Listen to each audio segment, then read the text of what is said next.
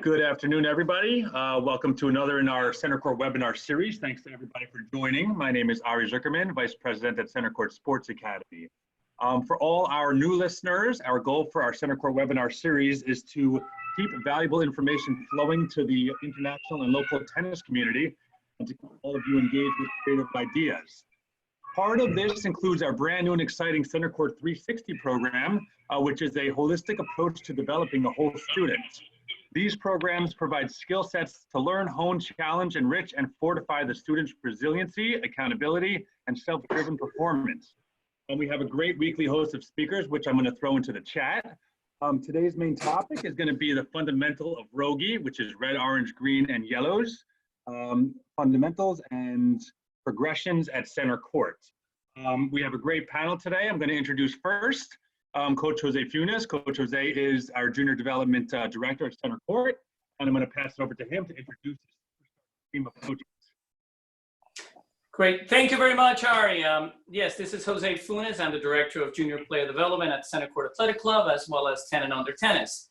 We're very fortunate. I'm very fortunate to have an opportunity to catch up with some great friends and colleagues who are also part of our Junior Development Program at Centercourt. For us, it's a big passion of our program. For us personally, it's a big individual passion, the development of junior players. We view it as a very sort of unique pathway that, that isn't just simply, children's tennis. Obviously, that's a part of it, the recreational side of it, but, we view it as also a pipeline to growing the game in every way, beginners, intermediate, advanced, high performance, someday national champions, we hope. So without further ado, I'm going to present the panel, our virtual roundtable. First, we'll have Coach Todd Anderson, who is, we'll let him tell us a little bit who he is, and then we'll go through the room as well. Go ahead, Coach Todd. Welcome. Thanks, Jose. Thanks, Ari. Hello, everyone. Great seeing everybody today. Thanks for joining us. I'm Coach Todd. I run the Red Ball program at Centercourt. We have 3 phases of the Red Ball program: Centercourt 1, Centercourt 2, and Red Ball Edge. Ages range from 3 to 8.5 years old, and we play on a 36-foot court, a little smaller court for the Red Ball. And I look forward to the chat for the hour. Thanks, Jose. Great, thank you, Todd. Coach Shihab, want to tell us a little bit about yourself, please? Sure. Hello, everybody. Thank you, Coach Todd, Coach Jose, and Ari. This is Coach Shihab. I run the Orange Ball program. Orange Ball program is divided into 3 different groups: Centercourt 3, Centercourt 4, and Orange Ball Edge. Our program is from group from 8-year-old to 10 and a half. Orange Ball Edge is a performance program. Kids actually play tournaments. Centercourt 3 is kind of fun, loving the game, enjoy the game. Centercourt 4 is kind of mid-range. Players are getting into the performance. We have a lot of fun, and kids are very engaged at that age group, 8 to 10 and a half. They kind of getting into the game and competition, and it's a lot of fun. We play on 60-foot court. We use orange ball for the courts. Great, thank you, Coach. Coach Justin, if you want to introduce yourself a little bit and kind of what you do at Centercourt. Oh, Coach, you want to go back? You're still on mute. You'll find it at the top of your screen. There you are. All right, okay. Hi, Justin Fernandez. I'm in charge of the green ball program at Centercourt. Green ball is from 9.5 to 11.5 or 12. Like Coach Shihab said, he uses the 60-foot courts. We expand to use the whole 78-foot court. A little bigger racket. The ball is less compressed. We run 2 different programs. We run the regular green ball program, and then for the advanced players, we have green ball edge. And like Coach Shihab and Coach Todd said, we're out to see everyone get better and basically for everyone to have fun. Great. Thank you, Coach Justin. Coach Sam, how are you? Why don't you now tell us a little bit to round out this roundtable? Hello, everyone. Happy to have you guys in our Centercourt webinar. I'm the manager of the Advantage high school program. Kids in our program are from like 12 years old till the age of 17, where we deal with more like, start to talk about more like high school tennis, the UTR, progressions, get into our high performance program. I'm happy to have everyone here, to explain more in regards to our program.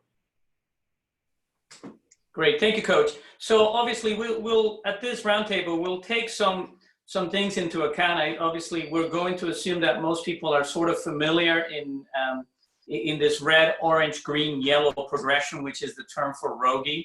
It's now obviously become the modern way that the game is taught, for players of all ages. Obviously the goals are going to be, in multiple clubs to use it to grow the game from its roots. There's definite advantages to using this progressive system of balls, this progressive system of like lower compression balls and smaller courts to help players. We'll have some questions. We hope we'll have a lot of questions from you guys in the audience. I saw a couple of flags that I'm sure Coach Shihab Coach R.O.G.Y Zuckerman will forward over to us. I know we got some questions in advance, and I think there was a really great question that actually will probably help us to introduce some of what we're trying to do here. For example, there was a question from the audience, what are some of these pillars of R.O.G.Y development? Obviously, there's 5 of us here, so I think that's a good opportunity to maybe take advantage of that and have some of the individual coaches kind of provide that. So why don't we do this, Ari? Why don't I have each of the coaches kind of present us with some of these pillars, these foundations. Obviously, they will always vary from club to club. They always vary in the philosophy. But at Centercourt, there are some pillars, because that's what they are. They're foundations to our program, launching, development, and interaction. Coach Todd, you want to lead off with that, and then we'll do one each. That way people can hear from a variety of points of view. So we'll go with Coach Todd, and then we'll move on to Coach Shihab, Justin, and Sam, and I'll wrap it up. Great, thanks, Jose. Yeah, so at the red ball level, like I said, we start from ages 3 to 8.5.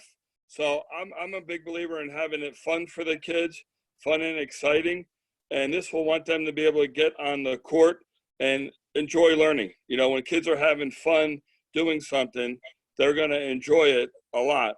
And it's so rewarding seeing all the players come down onto the courts, having fun playing the game of tennis. I mean, obviously we're teaching them the ground strokes, forehand, backhand, serves and volleys, but we're also playing fun games with them as well, keeping them engaged and enjoying, which is a great sport. Tennis is a lifelong sport, and to see these kids, down there playing at 3, starting at 3, going up to 8.5, it's just so rewarding. We have them volleying, hitting ground strokes, rallying back and forth, a lot of athletic skills that we have them doing. So I'm a big fan of keeping it fun and exciting for the kids. Great. Yeah, Coach Shihab? At Centercourt, we have clearly a defined pathway. Where is the players going to start? I mean, whatever age they come to begin the game, where they're going to go to the next level, how the progression is going to work, how the movement will work. I think that's one of the biggest pillars for Centercourt. Thank you. Coach Justin? Yeah, just like Coach Shihab said, the system that we have, and Coach Todd also, with the fundamentals of having fun. We are very hands-on. We like to, do as much coaching as possible with the kids, and we want to see them improve. We want to see them go to the next level, because I think everyone here has seen kids that we've coached, clinics or in private lessons, go from each level to each level to each level, continuing on moving forward. Great. Coach Sam, you want to give us one more that you think it's a huge pillar? At Centercourt, we have a very strong pathway. Like in the level that I teach in Advantage program, most of the kids have got progression from maybe the orange ball, green ball before getting to the Advantage High School.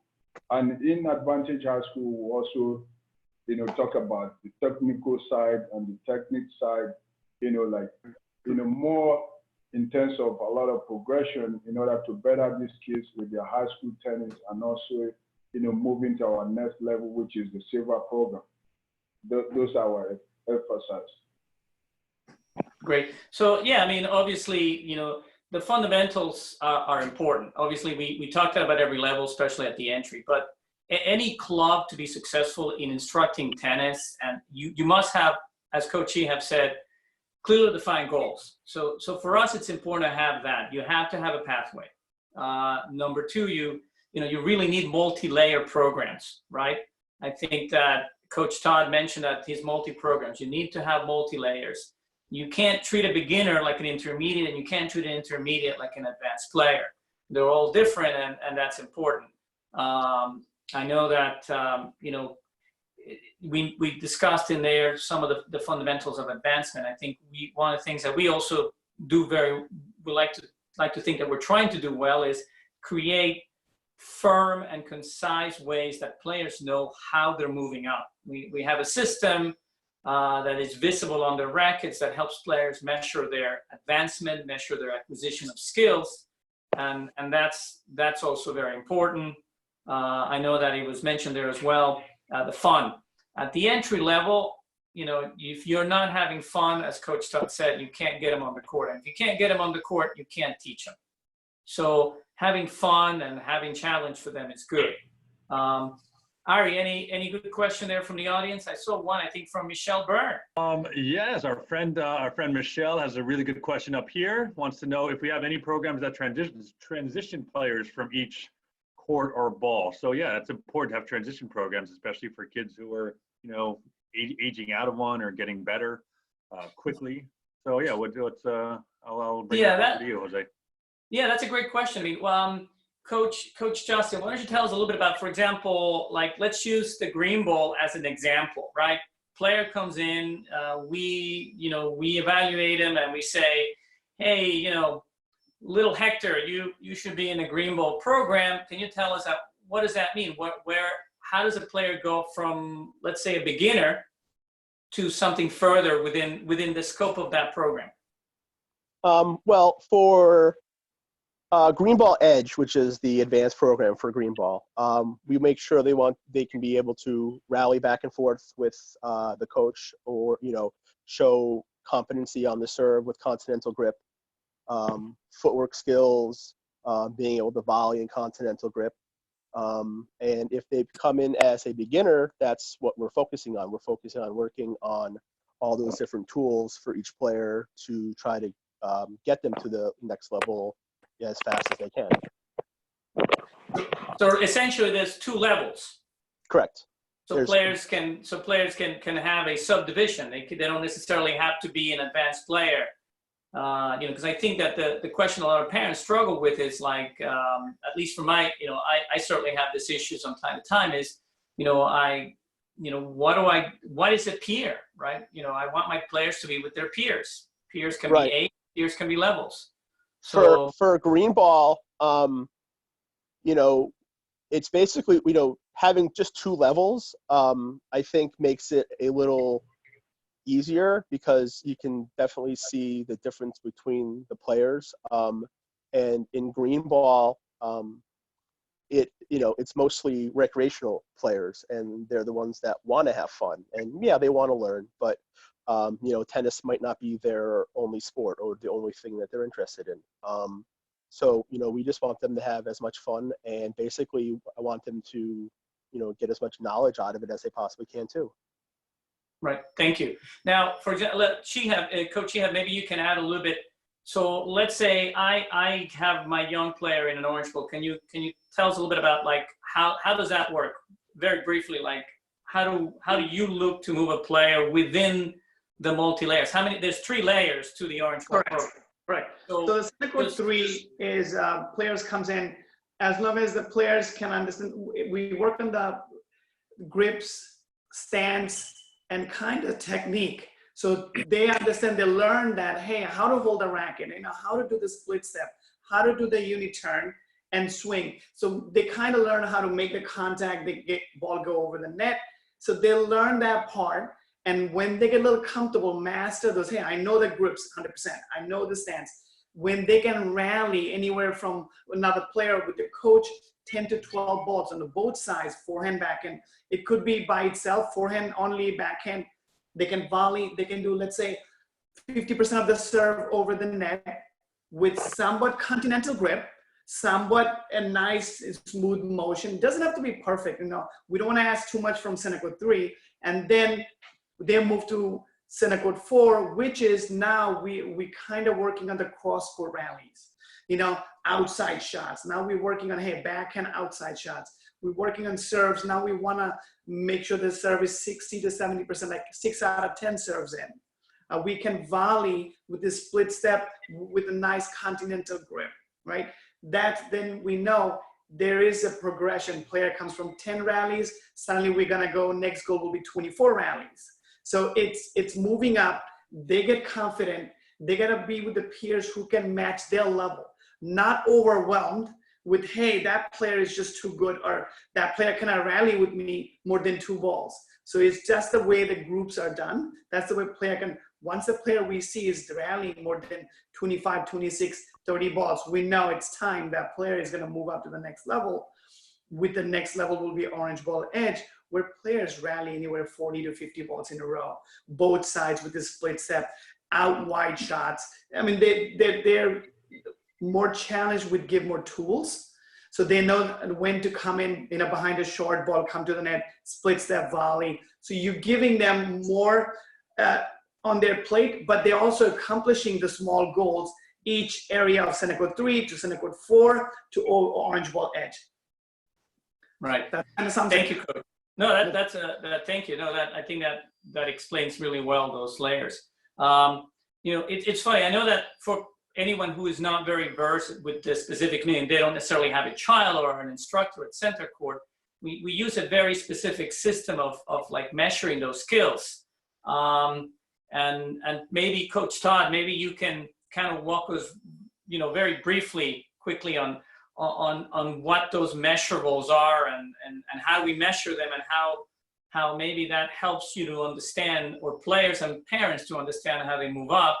And then Coach Sam, I know that you are on the opposite side of the spectrum. If Coach Todd players are at this age level, you have the oldest level before they move on to performance, and you use a different methodology to measure their progress, correct? So why don't we take those two extremes, Coach Todd and then Coach Sam. Yeah, thanks, Jose. And Shihab, that was well explained. And from the red ball point of view, you know, the Centercourt 1 is for our beginners, you know, 3 to 5.5-year-olds. We use the foam balls with the Centercourt 1 players. So we're looking for them to move to the next level when we hit balls over the net, maybe about 50 to 60%, you know, on the forehand side. They're able to control the foam ball over the net. Backhand, same thing. You know, looking about 50, 60% to control the backhand over the net. We do teach the serve at such a young age. At that age, you know, we're more teaching the service motion itself, you know, so them maybe like blasting the ball over the net. So when they can show control of that, we're looking for that as well.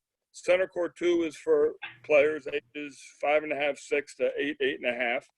And with that, we're looking for them to develop their rallying skills as well. You know, so we're working on their technique with their swing shape and their grips from the ground stroke side. But now we start to watch them rally. You know, we're looking for them to rally about 10 to 12 balls consistently over the net, you know, both from the forehand and the backhand side. And we're also teaching the serve. So we also want to see them serve about 50% over the net as well, about 5 out of 10. Now we get to the red ball edge stage, which is our highest level of red ball. And these players have now the foundation of the rallying skills. And now we're teaching them obviously more to hit with topspin, you know, low to high. We're also teaching them direction, you know, down the line, cross court. And we're also teaching them control. You know, we want to see them be able to rally about 30 to 40 times over the net with topspin and from forehand to backhand. And it's great seeing these kids rally. I mean, it's so much fun seeing them be able to rally 30, 40 times. And, you know, I play points against them, and they give me a run for my money. So I hope that helps out a little bit, Jose. Right. So just to kind of to clear a little bit, just to finish up on that, you the system that you use to measure the skill sets, it's what we call we measure their rackets, right? We put arrows and stripes to kind of sort of visibly have the players know they achieve A, they achieve B, they achieve C. So just to kind of fill it in for the parents who are not sort of familiar with our system. Correct. Right? Yep. So Sam, obviously, you know, the average advantage player is 12 and above, so they're using a yellow ball. So how do you measure it? We don't at Centercourt, we don't use those skill measurements that are used in Red Bull. How, you know, can you tell us a little bit about what is used instead? In our program, we have the Advantage program, and then we also have the High School Advantage. The Advantage program is more the lower level players, and with the Advantage program, we're precise on more, you know, like Coach Shihab said, we're precise on more grip, a lot of technical skill work, like maybe ground strokes, balling, make sure they're using the right grip, you know, are they balling, splitting step, meeting the ball out in front, and also work on the serves, make sure we can help them develop good serves, you know, good ground strokes with volleys in order for them to be able to move to progress to probably our high school program.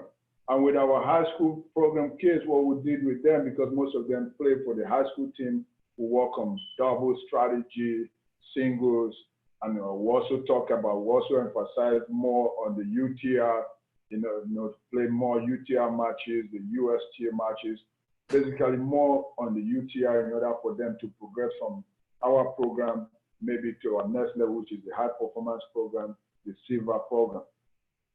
Right. And for those of you who are not very familiar with what Coach Sam mentioned, UTR stands for Universal Tennis Rating. It's sort of a methodology. It's a website that essentially tracks players' competitive results and then assigns it a competitive number. Just to give you some quick baseline, you know, Roger Federer, Rafa Nadal are over 16.0, and then, you know, the average performance player at somewhere like Centercourt is someone that should be in a rating of over 3 and above. So that's what, you know, so as Coach Sam is saying, that's why we track that number. So essentially, our goal at Centercourt is for kids to understand the progression from picking up skills in Red Bull, like Coach Todd was saying, the skills, the serving, to performance, you know, all the way into competing. And so the measurables are a big part of what we do. You know, we believe that having measurables helps players understand where they are. I think it's all fun when somebody tells you that you're doing well or that you're not doing well. Can be confusing because it's language. I think numbers can help us paint that picture in a much clearer fashion. Now, I have a question that I got over here, and I think it's really good for Coach Shihab. It says, you know, and why do Orange Ball players in the classes that I watched spend so much time on volleys and continental grip on the serving? You know, shouldn't they be spending more time on the rattling? That's kind of seems the most important part of the game. Coach Shihab, you want to take that one? Yeah, it's a very good question. Yes, we spend a lot of time volleying and continental grip because we want to build a sound base before we move to the next green ball and performance. So orange ball, the ball is much softer, racket is a little lighter, and it's such a good stage to get that continental grip established, really feel comfortable going forward with the footwork. Also the serve, the continental grip. Once we establish that, Coach Justin gets a very fine player with proper grip and proper technique. Coach Sam gets the next level player. So the sooner we do it, I mean, I know Coach Todd also focuses on a continental grip. It's not just orange ball. It should be done from day one. It's so important establishing that habit to have proper continental grip on a volley and a serve, so they get the trophy motion gets better right away, as early as like 5-6 years old, you know, and then the limit is the sky's the limit. They're gonna have such a beautiful serve. they're not going to swing under the volley if they have a continental grip. They got to go under the ball a little bit. It's on the swing. So we do focus a lot on the volley and the continental grip on serving, and because it's so important. Thank you. Right. Yeah, and I know that, for example, we were having this conversation, you and I have had it many times in private, and yesterday in the webinar, hopefully some of you were able to join in. Michael Russell was our invited guest in the webinar, and he's a former top 100 player, former top collegiate player, and he's now the coach of Tennis Sangren, correct, Ari? And yeah, he coaches Tennis Sangren, but he's also coached Taylor Fritz, TFO, but yeah, he travels with Sangren, correct? Right, and he was fascinating because he made a very good point of saying, as a junior player, the one item that he was a little bit underdeveloped as he grew up was his continental grip skills, slicing, coming in to put away volleys, serving and volleying with a really good continental grip skills. And so at Centercourt, that's why we believe in it so strongly, because you want to think towards the end product, right? I mean, that's often a conversation that I've had with many other colleagues in Centercourt, outside Centercourt. And if the end product uses the volleys, then why wait until they're 10, 11, 12, 15, or what did Michael Russell said? He had already turned pro when he began to practice more on the volleys and doubles. So wouldn't it be great if Michael Russell had been doing it on the Red Bull when he was 4 years old? Yeah. Or when he was 9 or 10. Plus, if you follow, I follow, even Federer and Craig O'Shaughnessy, and what Federer is preaching now is people are asking him, like, when are these young kids going to be able to beat you? He says, once they realize they have to volley more. Once they realize they have to volley more and they can come to net, they'll start to beat me. So he's kind of, which says a lot to why we teach it so young, I think. Yeah, no, I think it's great. I mean, I in the meantime, I got another question in that I thought was kind of good, and maybe Coach Justin will make you sweat a little bit. So somebody asked, it sounds like from what I'm hearing that you guys talk an awful lot about age. You list age. I mean, is the age of a player restrict where you guys place him in a program or a ball? No, age does not determine the big factor of where they go. It's the ability. What we focus on is just their general playability, like their what they can do on the court. If they can do the certain things that we're looking for, then they can move up. I mean, we have a couple of we've just turned 9-year-olds in green ball edge that came from orange ball edge, and then we have a couple 12-year-olds in green ball. So it has nothing to do with age at all. It's just the ability. That's great. I don't know if anyone wants to add a little bit to that, but Ari, any questions? I think. I'm sorry. Go ahead. Now, Coach, I think piggyback on what Justin said, it's like nowadays kids are starting this game so early. So even though we want to say, 3.5 to 8 red ball and 8.5 to 10 10.5 orange ball, kids are moving fast. These kids are so athletic. They take this information, they work with individual coaches, they're spending a lot of time on court. So you see there's a fast moving skill set. Kids are learning the skill set pretty quickly. Parents are very involved. We've been blessed with parents who are so committed and invested. So they spend a lot of time as well. I mean, Centercourt, we work and we see parents are there almost every other day, spending time with the kids and the coaches. So you're gonna see the kids are progressing pretty fast. And yes, by the time they're 8 or 9, they're moving to green ball and they're playing UTR matches. There is 9-year-olds playing UTR matches and doing very well. So it's not the age, it's a skill set. As they're growing from red ball to orange ball to green ball, how well are they achieving those, mastering those skill sets, the grips, the stance, the technique, the top spin, the movement, is gonna actually determine where they're gonna go. It doesn't matter what the age is. Thank you so much. I got another great question here from someone. Why are we even talking about R.O.G.Y? I mean, don't the best players play only with a yellow ball? Shouldn't the best young players play with yellow balls only? You know, It's a good one. Why don't We've we, never heard that before. you know, Coach Todd, maybe you can give us a little bit of your take on it, and Coach Sam, maybe you can follow up, because I know you and I have often talked about this too. So, Coach Todd, you want to take that one first? Yeah, absolutely. Thanks, Jose. I mean, it's so important, in my opinion, the smaller court, you know, the 36-foot court, because we believe in the right size court, the right size ball, and the right size racket for the right size age. You know, so to ask a 3, 4, 5, 6-year-old to cover a full court, a full tennis court, they would just break down. You know, so what we're teaching is on a 36-foot court, their technique's going to be better because we're asking them to control it in a smaller area. Their footwork's going to be better because we're asking them to cover a smaller space. You know, from the center line, they can move out to their backhand and hit it more consistently, move back to the forehand and hit it more consistently. Their rallying skills, you know, work on a smaller court. You know, I mean, like I said, we have 5, 6, 7-year-olds that are rallying 30, 40 times over the net. You know, I mean, that's what hooks them on the game is the rallying part, you know, so we can get them rallying at such a younger age, you know. And then the other part I like too about the red ball and the smaller court is we're developing an overall athlete, you know, in my opinion. You know, I mean, we could teach them how to play tennis for sure, but at that age, they're still developing their skills. You know, they're developing their balance, they're developing their coordination, they're developing their gross motor skills. You know, we get some players that don't even know how to skip, you know, catch the ball properly, you know. Oh, the younger, I mean, the smaller court enables all that growth.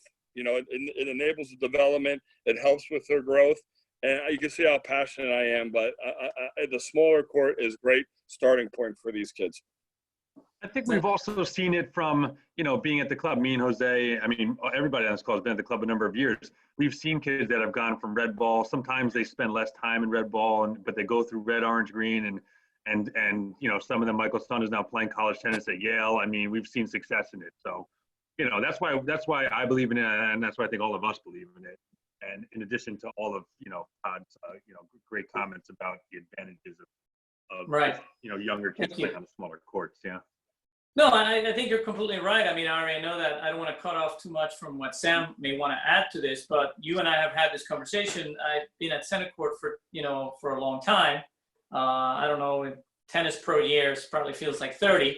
You know, I know you and I often talk about at the beginning, you know, I've been able to see players like Evan Nguyen from the age of 7 become, you know, an Orange Bowl participant, Red Bull. Mm-hmm. You know, right. And then watching him become the number 1 12-year-old in the nation and one of the top 14-year-olds. I know that, you know, he's now, you know, he continues to be one of the top young players in his age group. You know, watching Alexa Noel come to Centercourt at the age of 10 and, you know, get to the Wimbledon, you know, junior finals. I mean, it's you know, it gives you as a coach, you know, the personal feeling that, hey, you know, maybe the recipe is good one. You know, maybe we can, you know, the recipe is a good starting point. Obviously, players are individuals, and they're, you know, we're certainly not implying that, you know, it's a mass production. You put in 2 cups of this, 3 cups of that, 1 teaspoon of this, and you get that. Mm-hmm. There's a lot of individual participation that's important, I think, commitment, and I know that that's a big part of it. I know, Coach Sam, you and I have often talked about the commitment, how that helps to separate the players. Can you tell us a little bit about, you know, how that can make a difference in you know, when they're about to become high schoolers, which is the Yellow Ball program? Maybe a little bit about the commitment and what does commitment mean? I think to me, like what Coach Todd just said, we'll follow up with that. I think it's very important that not all players can just start with Yellow Ball. I think the pathway in Centercourt is very important with the progression while we're using R.O.G.Y. Because in like the Advantage High School, I've seen kids come in there, they can't handle the ball because the bounce is different, the ball is heavier, and you can have 6 or 7 year old kid coming in to use a 25-inch racket or 26-inch racket. So the court get wider and the bounce is different. And the movement on the court is too big. I think, it's good. The progression to me, has helped a lot. The pathway in Centercourt is a very good way to follow. But definitely, we have kids, like going back to what Justin said, if we have a player that has the skill set to handle yellow ball, definitely we would like to have players like that in our program. Great, thank you. No, I mean it's definitely been a great ride coming in. I know that R.O.G.Y can sometimes create an awful lot of discussion, in the junior pathway. I know there's a lot of strong feelings from parents about the R.O.G.Y, or rather that they rather not live on R.O.G.Y. And so I think that's one of the things that I think we're all saying here is, every child's an individual. I mean, it's not about setting standards because you're this age, you must be at this level. It's about measurables, right? I mean, let the players show us what they have. Let the players show us what they need to have. And we talked about, Coach Sam, you talk about the yellow ball and the weight of it. I mean, it's, I have a 4-year-old. So, if I throw a yellow ball at him, he makes contact with it once out of every 10 times. We go out on the backyard, play with some red balls, and, and he makes contact, almost all the time. And then that, I mean, as a parent, even forget about as a clinician or as a professional, as a parent, it's obvious to see a kid getting excited about being successful, even though the ball's not really going anywhere. You can see the joy in that. I know, Ari, any questions that you want to throw out to us before we move on to something else? Yeah, let me throw one out. I guess we have one question that is, if a child is a beginner and about 12 years old, this might be a personal question, what level would you start them out as, and beginner grown-ups as well? So where do you start beginners? What do you think? I know we do have some programs, I think, that have transition balls, and even at the adult level. Yes. So yeah. Well, Sam, why don't you take the beginner 12-year-old, and I'll speak a little bit for Coach Sean Cahill, who is the director of adult programs, since I work a little bit on that end, and I can, you explain that a little bit too. Go ahead, Coach Sam. So what we do with a beginner 12 years old that hasn't played tennis before is kind of starting from the layer, like starting from the foundation of mainly the ground strokes, the stance, the grip, and the movement.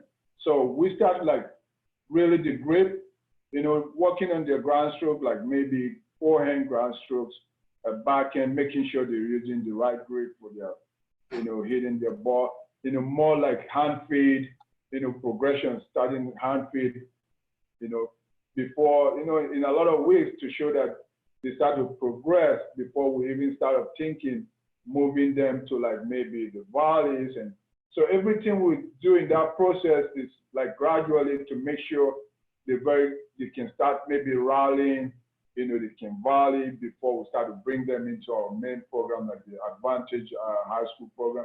But it's almost a curriculum like a beginner program whereby it's more of a hand feed and more of teaching than more of teaching to make sure we can get them to where they will be comfortable in trying to start to rally, serves, volley, and things like that. Yeah, thank you. Now, I mean, I know that from the adults, and I'll just, because I know we don't want to run too much off topic, but in terms of adults, yes, there is, in the last 20 years, in most of Europe and here in the United States now, in a few clubs, we're using the progression balls as a teaching tool for adults as well, because it's based on the same premise. If you want to get good at something, you first have to start with general success. So, if you make contact on a yellow ball once out of every 3 times, if you can keep it on the court once out of every 5, if your ground only lasts 2 to 4 balls back and forth, then how much repetitive learning are you doing? But on the other hand, if you can give an adult who's a beginner, a ball that allows him to hit 15 to 10 ball rallies fairly quickly, then along with their skill sets, because they're repeating the action, obviously, their confidence grows. And I know that often Todd and Shihab and I and Justin, and Sam, we discuss that a lot, how confidence breeds success. If you, and of course, success breeds confidence. It's this continuous wheel of confidence that builds on itself. So, it's interesting that you would ask that question as far as the adults, because yes, at every level of most competent clubs, you use the introduction of those.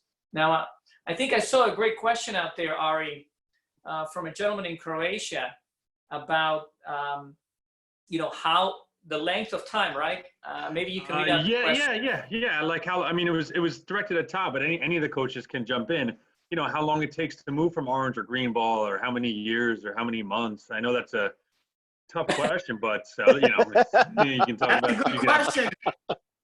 That's a great question. I certainly have my opinion on it, but maybe we'll have Coach Shihab give us a thought. For me, I'll start to the gentleman with the not to sound indecisive, because there is no measurement. There is no measurement to like how much does a player want to learn, how quickly they capture information. But certainly from my perspective, it's all about, having measurables. That's more important, not how fast, but what are you looking for? Because if you don't know what you're looking for, then when do you know to make the jump, right? So the important things are, I think, is have the proper measurables. If you have a player, in an orange ball program setting, and they're hitting from 60 feet, and they're only averaging 50% of balls, in their serve, that's, why would you even look to move up to the next level, where now that player is serving from an additional further distance? Now they're becoming defensive hitters. If they can't attack the ball from a shorter distance on the serve, you can't move them up. So to answer the question in a different manner, know what you're looking for. However, if that player has mastered that 60-foot serving, they're getting 9 out of 10, they have slices, then that tells you that facet of their game is ready to move forwards. Coach Shihab, I don't know if you want to add something to that. It's not the time frame. Bottom line, I cannot hurt any player moving up slowly, but I can hurt a player moving up quickly.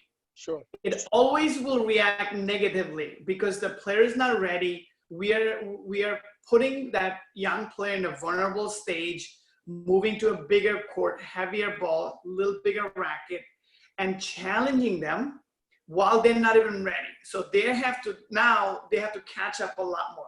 Versus a player stays, the time frame will be judged as how fast is the player mastering the skill set, moving flawlessly on court, in a 60-foot court, understanding the ground strokes, down the line, cross court, really knowing the first serve, second serve. Hey, you can, it could be same pace, but using a little bit more spin, understanding the volley.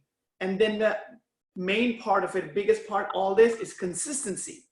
Is the player, I have seen players, beautiful ground strokes, but they're not consistent, they miss. So having beautiful ground stroke with the proper technique and be consistent, now we have a winning formula because that player is going to be very successful. And as they grow from one small 60-foot court to a 78-foot court, they're going to learn more and get better. So it's very hard to give a time frame. It's how fast a player master the skill set will determine the time frame. Yeah. I think that's a great way of putting it. It's mastering skills, but I think if you want to talk about movement, you need to have clear, defined goals. So hopefully you have a coach, or you as a coach parent, make sure you have clear goals that you are meeting. If you want your player to be a performance player, and they are not competing at an Orange Bowl level, then they haven't shown that they can master that. If they're competing at the Orange Bowl level and they are consistently getting to finals and semifinals of tournaments, then that's your timetable. You got to have specific road roadmaps, and that's hitting one. If your player can hit, can show mastery of the ball, it can go cross court, down the line, come to the net, put away volleys, then again, they've hit a target. In other words, I guess what we're saying is you can't just put time on it. It's not school. Next year you'll be in the second grade, next year you'll be in the third grade. You gotta have very specific goals and when those goals have met, then you're ready to move up. That I think is what we're all, I think, will agree on. It's and that will depend on each child. If a player plays once a week, those goals, will take longer. If the player plays 7 days a week, they'll take longer. Coach Justin, you want to add anything into that thought? Not really, honestly. I mean, Shihab kind of hit the nail on the head. It's it's all individualized, and it's up to them. I mean, we can do as much as we can as the coaches. It's just about the effort that they want to put out there on the court to get better. Right. So let's kind of, I know it's 4:49, so we want to keep it moving, but not go on too long unless people really want us to. I know I have a great question here that from someone is, how does the teaching methodology at Centercourt, why do you guys think it's special? Which I guess is a terrific question. I mean, Coach Sam, you want to talk a little bit about, some of the methodology things that are a little bit more unique to how we do at Centercourt than, let's say, I know you've been at many other clubs. Sure. It's just like my Coach Jose was fine. He just said what I wanted to say because I've coached in different clubs, and coming to Centercourt to me is very different. When I say different, the way the club is very organized, the pathway to getting success is very big. I think it's the best way to progress for any kid to become a better tennis player. Because in Centercourt, why I feel like it's better, when you go to other clubs, they just put all the kids together. They don't group them. You're a beginner, you're supposed to be hitting like green ball or orange ball. They mix everyone together. There's no level of players. But when you come to Centercourt, you have the red, orange, green, and yellow ball, and it goes on and goes on. There's progression, and you can really define it that these kids are really getting better. If you see a kid that plays in green ball edge, and you meet a kid that is in silver program, you're going to see that really there's differences between these two players. You can see that the silver kid is better than the kid in the green ball edge. So I think with the R.O.G.Y system in Centercourt, with all the programs in Centercourt, is much better than compared to other clubs that I've been in. I think it's a very good program. The pathway in Centercourt is one of the best that I've seen. Right. Really quickly, I know in the chats that somebody asked a question. I mean, you're talking about benchmarks. So do you have these benchmarks? And the answer is yes. We use very specific benchmarks. So what we're talking about, the moving a player from Red Bull to an Orange Bowl program, it's not just simply, hey, you hit the age of 9, let's go on. I mean, although age does matter, I mean, you don't want to have a player too long in a level, they won't feel motivated, but we have benchmarks that are very specific for Coach Todd to see. It's not simply something that he's inventing player by player, but he has benchmarks that we make available to every parent. So when a parent says, well, when will I know if little Hector is ready to move up to Red Bull Edge? Coach Todd says, here it is. Here are the specific benchmarks that we're working on. If you want to work on them as well with him, here they are. I know Coach Shihab has the same thing. He has the benchmarks as well. He has very specific benchmarks. If a player wants to move from Centercourt 3 to Centercourt 4, he has benchmarks that a player must have to move from Orange Bowl Edge to Green Bowl Edge or Green Bowl. And I know Coach Justin has those benchmarks as well. Now, we obviously also have the benchmarks in yellow ball, but they're a little bit different. Those benchmarks also are more based on competitive results, and that's where the UTR comes in. So to answer that question, yes, the benchmarks must be they have to be universal, they have to be democratic, and they have to be transparent to everyone, instructor, student, and parents. Otherwise, we're left with some magical subjective, right? That we're, and then tennis to a certain level, there will always be some subjective, but the less amount of subjective measurements that you have, the better. You really, whenever possible, want to talk about, real numbers, real goals. Let's see. That's kind of all the questions that I've seen so far. Ari, is there any other questions that are coming there from? I have one. It's a little bit off topic, but makes sense for where we are today. It's about any maybe if the coaches want to give one or two at-home drills, good advice. I know Todd, you've been posting videos. What's something good to do? Hit the ball off the wall, go in the backyard, taps. I mean, just one or two things that everybody can do for the next couple of weeks. We hope to be back on the court, obviously, as soon as we're safe and allowed to. Yeah, I'll lead it off. I'll start with a brief one. Jump rope.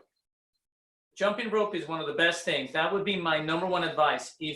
And we heard this from Michael Russell yesterday. If you only can do one thing from his perspective, is maintain your fitness level. So if I were to give advice to anyone, it would be jump rope. Coach Shihab? Shuffle. If you have, it doesn't matter, 6 feet, 8 feet, you should do shuffle left to right. It's extremely important. As much as we want to teach tennis, we got to work on the movement. If you're a tennis player, if you're not moving well, it's going to be challenging. So, with the jump rope, let's do the shuffle. You're going to be floating like Roger Federer on the court. You can't go wrong with that one. Well, if you're not moving, we call that golf. So I mean, which is a fun sport, right, Coach Todd? You want to give us? I know you do, by the way. If those of you who are not familiar with Coach Todd, he's actually been doing a weekly series of tips. So I don't want to steal too much from your thunder, but do you have one sort of like that you like to one go-to? Yeah, thanks, Jose. No, I've been sending my videos out once a week. I hope you guys been enjoying them. I really enjoy making them. And I get videos back from kids practicing, and it's great seeing everybody.